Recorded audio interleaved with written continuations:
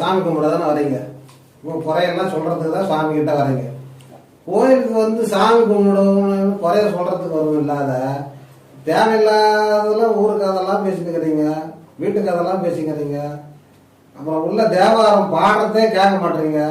அவர் அங்கே உள்ள வந்து அர்ச்சகரை வந்து அர்ச்சனை பண்ணுறதையும் பார்க்க மாட்டீங்க. அப்போதான் இன்னமும் வேற ஏதோ கதை பேசிக்கிறீங்க. அது தெரியல இது தெரியல, அங்கே போனேன் இங்கே போனேன்னு பேசுறீங்க. இதெல்லாம் பேசாதீங்க. இல்லை மறுபடியும் கோயிலுக்கு வந்து எந்த பாவத்தையும் செய்யாதீங்க. பேசாமல் கொஞ்ச நேரம் தேவாரம் பாடுறத கேளுங்க. அர்ச்சகர் அங்கே தீபார்த்தனை காட்டுறத நல்லா கண்குளிர பார்த்து நல்லா வேண்டுங்க.